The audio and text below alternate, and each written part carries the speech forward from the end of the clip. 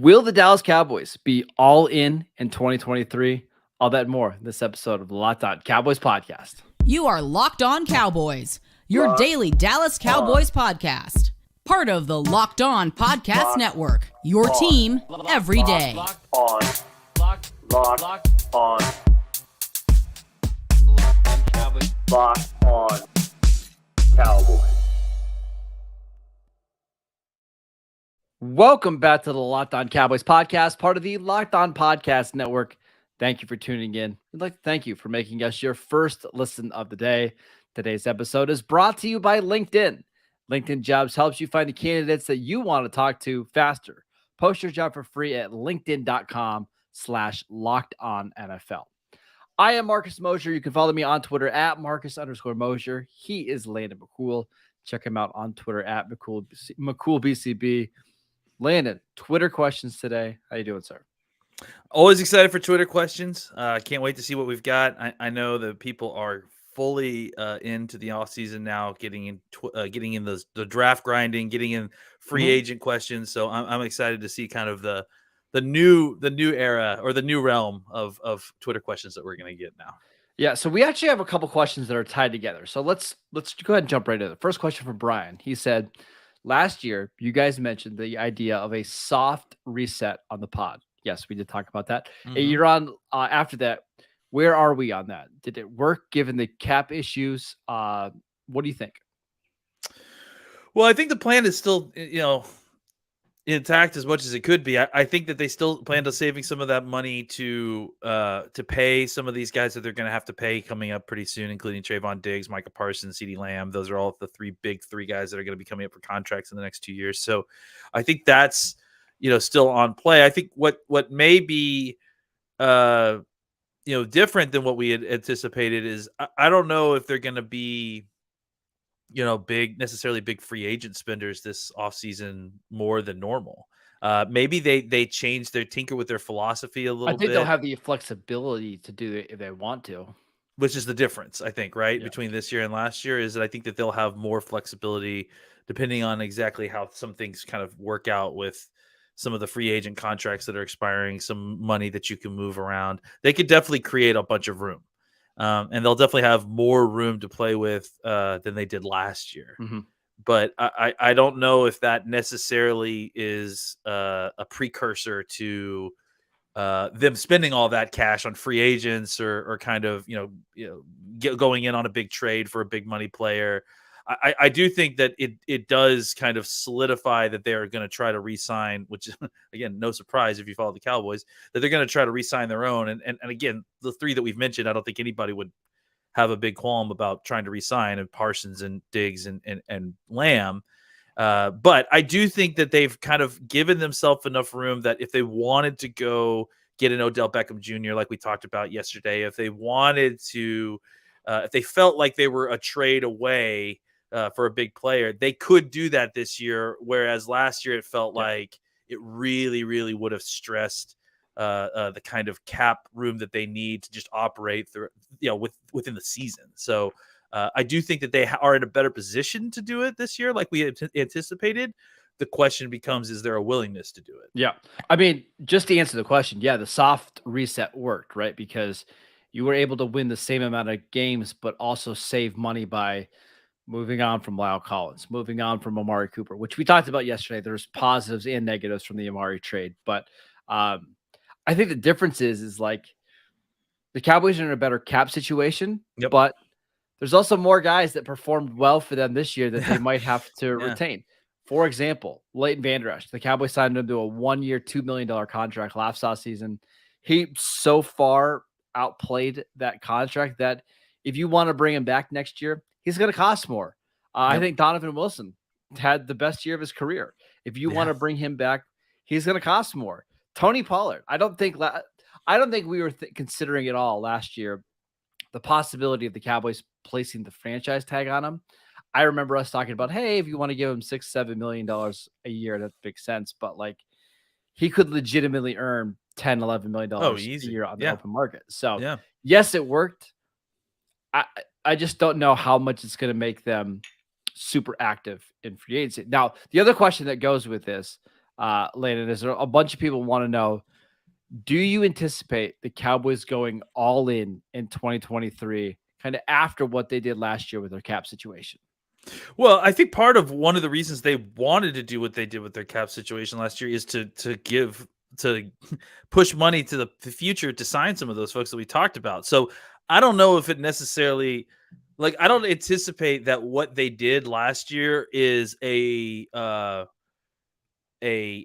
of a reshuffling of the deck to get ready to like push more chips in than they have previous, like an all in. Yeah. People are using the all in phrase, and I'm using that like, the kind of the Rams or the Eagles have at certain points previous, but even the Eagles, I don't feel like aren't necessarily an all in No, team like I they've been think Jerry called. Jones made a big mistake by saying the Eagles were all in this year because they Well, I think people made a mistake by listening to Jerry Jones about what other teams are doing. because they're not. That's the problem. Like, But Philly's yes, a I bad agree. example of being all in because they do have cap flexibility. They've got a bunch of draft picks coming up. I think if you're going to use a team like the Packers from the last 2 years, we're all in. Go look at the Bucks. Go look at the Bucks cap situation now. They're like $56 million over without a the quarterback Saints, on the the roster. Rams, Those like, are all in situations. those are teams that are constantly in all in years, and look, I mean, I think there's been teams that have had success. The Rams, won a Super Bowl with it, but like, let's not pretend like that's the only way to win the Super Bowl. I think we constantly fall into this trap, right? And even now, we're falling into the trap in putting the Eagles in that box when they're not in that box. Yeah. They made some aggressive moves. There's no doubt about that, but they didn't like, mortgage their future. They have a top 10 pick this year, so Yeah. like, and that's not even their pick. So, I think that like, if you're talking about like going all in, you're talking about mortgaging the future for now, right? You're talking about trading first round draft picks for players, for vet players. You're talking about, signing big time short term contracts that, maybe you're going to take some dead money hits in the few years after this.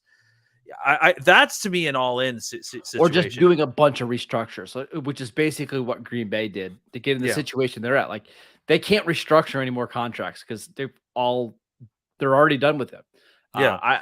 I see Dallas being very picky as to who they restructure. Yeah, I mean, I think that Dallas has been clear that they're kind of in between those two philosophies, and if anything, kind of more on the side of draft and develop than the other side. But I think that maybe this what this does is, after having watched these last few years, maybe it changes the angles a little bit on how aggressive they are with free agents, and maybe it changes their methodology simply because they have more money than they did last year to play around with. But I still think that the bulk of why they did what they did last year was because they felt like they could be as good a football team while doing the moves they did, and they were, and B, that they want to make sure that they can sign their own when the time comes down the road. I will say we saw a change in philosophy last year from them, or in the 2022 season, and how they build the roster, because I can't remember a time where they went out and got so many veterans to fill a role. Yeah. Starting in August. For example, Anthony Barr was a signing late August who played a massive role for them all year long. I mean, he played a ton of snaps.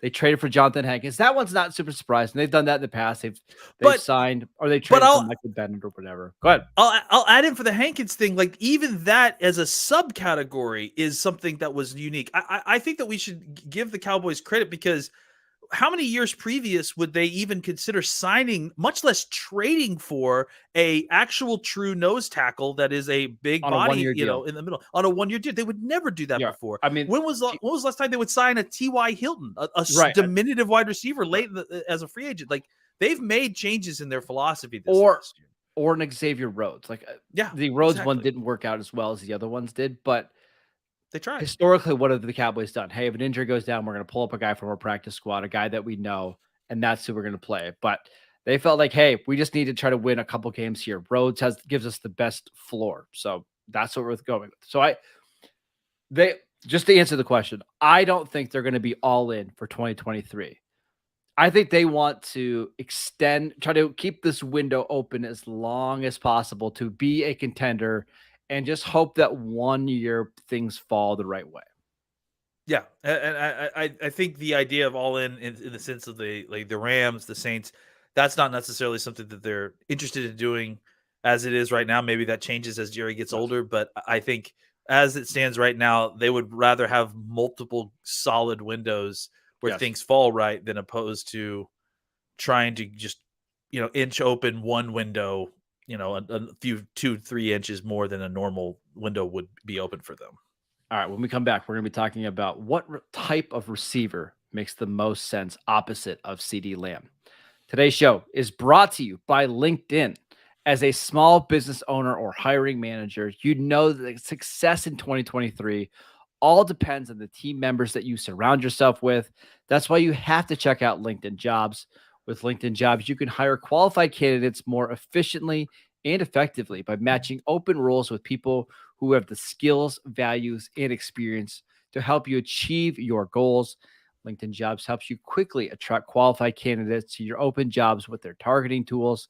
They go beyond resume data by using insights from your job post company and their 875 million member profiles to help put your post in front of the most qualified candidates. Identify those most qualified candidates on LinkedIn Jobs and connect them fast and for free. LinkedIn Jobs helps it make it easy to screen and rate applicants based on your job qualifications, all in one platform. It's why small businesses rate LinkedIn Jobs #1 in delivering quality hires versus leading competitors. LinkedIn Jobs helps you find the qualified candidates that you want to talk to faster. Post your job for free at linkedin.com/LockedOnNFL. That is linkedin.com/LockedOnNFL to post your job for free. Terms and conditions apply. All right, Landon, we've got a few questions about wide receivers. Let's start with this one. A couple people wanted to know, what is the best type of receiver to pair with CeeDee Lamb long term? Well, I think it's more about what's going to be a good receiver to fit the kind of system that we're going to be running. Because I do think that CeeDee Lamb, he can play inside, he can play outside. You could pair CeeDee Lamb with really anybody. I mean, And just that was because, going to be my answer. He's kind of the chess, the queen on the chessboard, right? He can do everything. So you just need to find another high end number 2 receiver. yeah, and I think that that's really. You probably would rather go with somebody that has some more outside skills simply because you really like using CeeDee in the slot, but he definitely can operate on the outside if you want him to. So I would say if you're trying to find like the perfect fit, maybe a guy that is kind of a slightly undersized, but still like a tough guy that has some speed that can play on the outside. That's a good slant runner. That can win on off the line of scrimmage with route running. But It's maybe too you don't. bad like T.Y. Hilton wasn't like 10 years younger, because honestly, Yeah, that's a perfect right. fit. Yeah, I think that's kind of the look you're looking for. I think you've got a guy in Gallup that you can send down the field, or you're hoping that he can get back to a spot where you can send him down the field. He could be the contested catch guy. I don't know that you necessarily need that guy as much as you need someone who can consistently find a way to get open, who can take advantage of the one-on-one coverage that is going to be provided to him by all the attention on CeeDee Lamb, and convert third downs, be a reliable target. You don't need him to be a superstar. You'd like for him to make a play here and there, but really just a reliable target who can convert a third down when they're double teaming your tight end and CeeDee Lamb, and you've got a one-on-one on the backside. That's the kind of receiver that really would help this offense just kind of continually be efficient in moving the chains. No, I'm going to suggest a name, but I think this guy's maybe slightly over the hill a little bit, but I think this type of player, Okay. I think like Robert Woods, like that Yeah. type of player Yeah. makes a lot of sense, right? Can block his butt off, can play, if you want CeeDee on the outside because of a matchup, he can come and play the slot. He can play all 3 receiver positions. He's going to catch everything you throw to him. And he can win one-on-one matchups. Like, I think that type of receiver is exactly what Dallas needs. I keep saying Golden Tate, and the reason I keep saying Golden Tate, and I think those two are very similar players, at least in their games, right? I think the reason I bring up Tate is because I kind of want a wide receiver with an attitude. That's the one thing. I know that seems like a stupid, like, ethereal thing, but I want somebody who's physical, who's like wants to get into the cornerback's face, like who wants to like rile up the offense. CeeDee Lamb is fantastic as a player, but like as far as a like rallying force, that to kind of pump up the offense. I feel like the offense is missing that. Like that Michael They need Irvin. that grit toughness on the offense. Yes, exactly. And I think that's something. I know that's not like it's an intangible, and we don't know. I especially don't normally talk about that kind of thing, but I do think that's something that this offense is lacking a little bit of. That I think that, to be honest, I kind of think Cedric Wilson had a little bit of that last year. sure. A little bit of, and I think guys like I mean, you see the Green Bay teams had tons of those guys, right? Like the McCarthy, like the Randall Cobbs, I think falls into that, right? He's a nice guy, but I also think he's tough. He'll rile up the team. He'll get after folks if things aren't going right.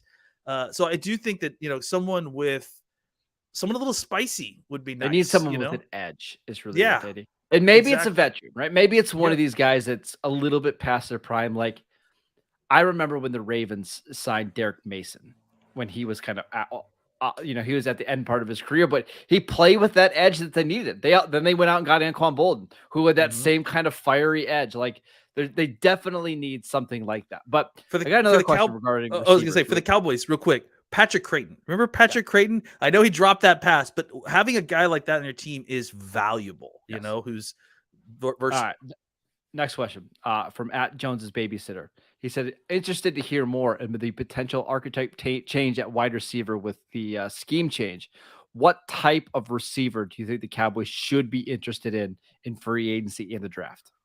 Well, the key thing in mind structurally that you want to remember, just kind of a 10,000-foot view of Coryell versus West Coast, is that Coryell is going to attack down the field a lot more than a West Coast offense is. West Coast offense is about timing. It's about rhythm. It's about throwing at a higher rate, almost kind of in lieu of a running game, right? Like, so there's definitely going to be lots of throws to the running back.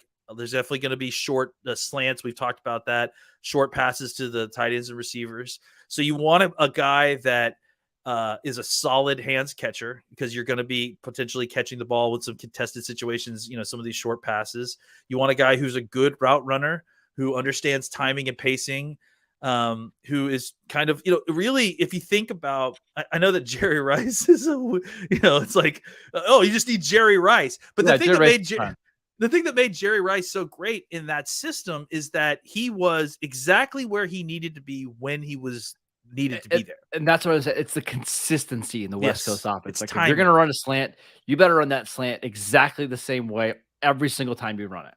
So you're looking less for the freak athletic wide receivers that you want to try to develop, and more into the, hey, this guy is a fifth-year senior. He's run a ton of routes. He's got a very high floor. He knows how to run routes in a subtle way. He understands the assignment on the routes, and he loves to block. Like, that's the scouting report of the guy that you want, right? A route runner. Like, just using the last year's first-round prospects. Like, I think Chris Olave makes more sense in this offense than a Treylon Burks does, who is that bigger, more physical guy. I know Olave had a better rookie season. That's not what I'm saying. I'm saying the guy that's just more consistent, maybe not as physically special and talented, but you just know what you're getting every single snap.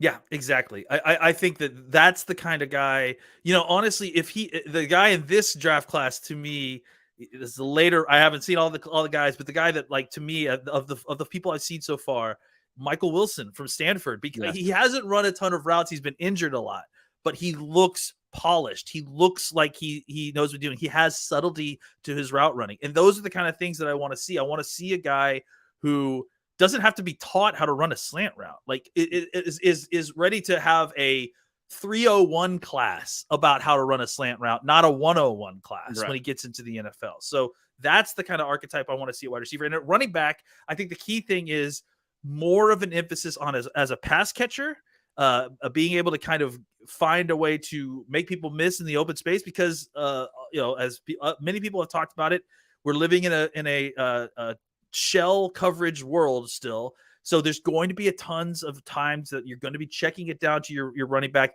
You need the running back to be able to make at least a guy miss, try to pick up some extra yards, because that actually will end up becoming a large portion of your run game, is kind of the short passing game. Yeah. So more of an emphasis on pass catchers. Not that pass blocking won't still be important, but I think that more of a focus on being able to catch the ball and then make people miss in the flats will be important for the running backs. Basically, the part with the running backs is you have to be as good of a receiver as you are as a runner. Like if you're just a good runner and as a receiver, I don't think Mike McCarthy is going to be all that interested in you. In fact, we saw what he did in Green Bay at the later parts where, you know what, we're going to draft a receiver and move him to running back because that's more important to us, is that you know how to catch the ball and you're able to make plays out of the backfield. We can teach you how to run the ball when we need to, or if we are running the ball, everybody in the world is going to know we're just going to bring in a guy that can actually run the ball, right? So I think that's going to be the biggest change. I want to talk a little bit more about the running back situation for the Cowboys and what maybe they do next year.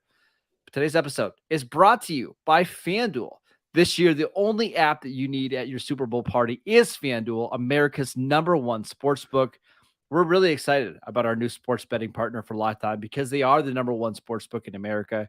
It's FanDuel. And if you're new to FanDuel, that's even better because they have so many cool welcome bonus and features for new customers right now. Just download the FanDuel app so you can bet on Super Bowl 57 with a no-sweat first bet. You'll get up to $3,000 back in bonus bets if your first bet doesn't win. FanDuel lets you bet on everything from money lines to point spreads to who will score the first touchdown. The FanDuel Sportsbook app is safe, secure, and super easy to use.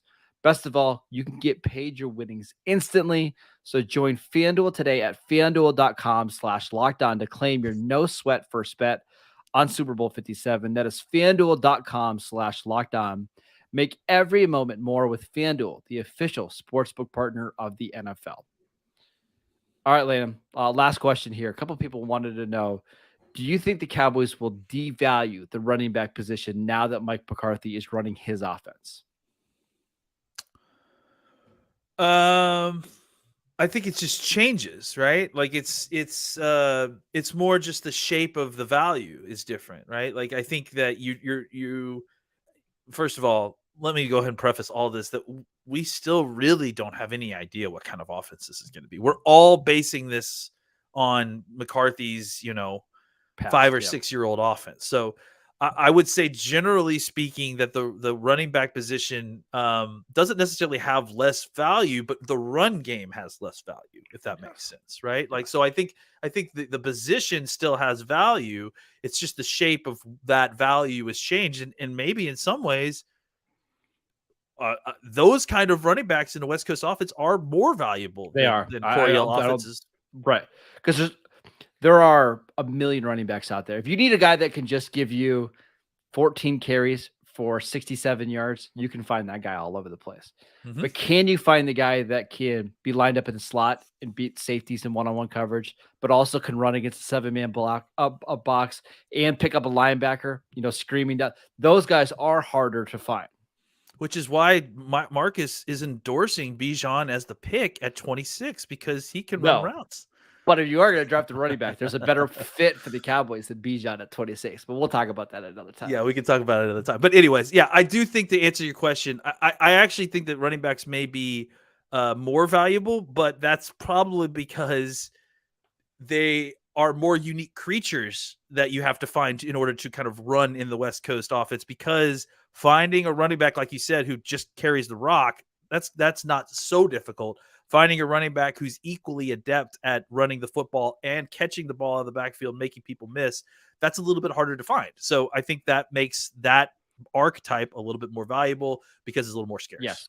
And it doesn't mean it has to be Christian McCaffrey or Austin Eckler. Like, those guys are tough to find. And I don't think Dallas is going to want to pay up for what it takes to get those guys. What you're really looking for is like James White, who was in New England for a while, right? If you want a lesser example, like Theo Riddick, who was in Detroit forever with Matt Stafford, like that style of running back that he can give you 35 snaps in any single game because you're throwing the ball a bunch. Yeah, totally. I think that those are the kind of guys you're looking at.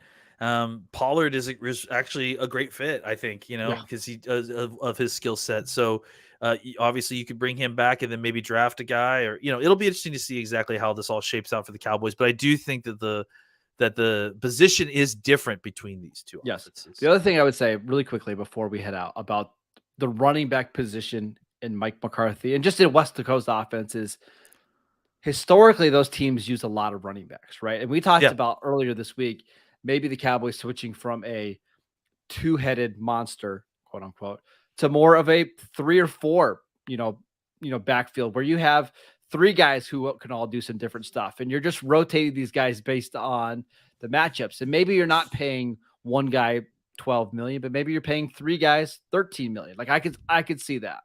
Or maybe you've got 3 running backs and a fullback. Wouldn't that be nice? Bring the fullback back into this offense. Do some interesting things with you're just not interested in this, but I'm very interested. I thought we already had a fullback on this team. We're number 21. Well, I'm on board with that too. I'm kind of joking, but I'm not joking in saying that if Ezekiel Elliott was willing and wanted to put on, like, let's say 10, 15 pounds, all right, should be easy for him. Yeah. He would be killer in the Kyle Juszczyk kind of role, right? Yes. Because the type of first of all, he's a great run blocker. Second of all, the type of person that would end up covering Zeke out of the backfield as a fullback would, certainly greatly increase his odds on making people miss after the catch. Not only that, but that fullback has to be good in short yardage, be able to run the ball. Again, I'm kind of joking, but go look at what John Kuhn did for Green Bay all those years. Like, he got so many short yardage carries. If Dallas is dead set on bringing Zeke back and Zeke wants to be back, I don't know if you turn him into a full-time fullback. I think that's super back is what you call him. You give him some kind of hybrid name to make it look sexy, and then you basically play him as a H-back, Listen, you were in Tampa Bay a little bit. This is kind of what Tampa did with Mike Allstott, right? Yeah, exactly. Listen, I think those kind of play. This has been an inefficiency in the NFL for a long time. There is a type of player that is a mismatch player that is somewhere between fullback and tight end. That if the NFL could figure out how to use, especially in a West Coast system with the way things are, I think you see success in those types of players when you find the right kind of guy, and they're usually cheap because no one else wants them. Nobody else is using them. I think there's an inefficiency there that the Cowboys should exploit, especially now that they're using a West Coast offense. There's actually a lot of fullbacks that are available right now because only 2 teams use them, the Ravens and the 49ers, and that's it. That's the only 2 teams that have fullbacks. So maybe the Cowboys will stumble on something here. That is it for today's show. Thank you for making Locked On Cowboys your first listen every day. Subscribe to the Locked On NFL podcast and get daily conversations on the biggest NFL stories, plus in-depth analysis on the biggest games with NFL key predictions every Friday. And on Monday, local insiders cover the weekend with game-to-game episodes. Locked On NFL available on YouTube and wherever you get your podcasts. Landon, you and I will be back tomorrow to talk about the tight ends, recapping them for the 2022 season. We should also tell the people that we are going to be starting some NFL draft coverage next week. So we're just going to tell you, we're watching cornerbacks. The names that we're watching: Joey Porter Jr. from Penn State, Cam Smith from South Carolina, Keely Ringo from Georgia. So if you want to watch along this weekend, compare your notes to ours next week, we highly recommend that you do that. We can't wait to start giving you guys some draft coverage. Go follow Landon on Twitter at McCoolBCB. I'm at Marcus_Mosher, and we'll see you right back here tomorrow.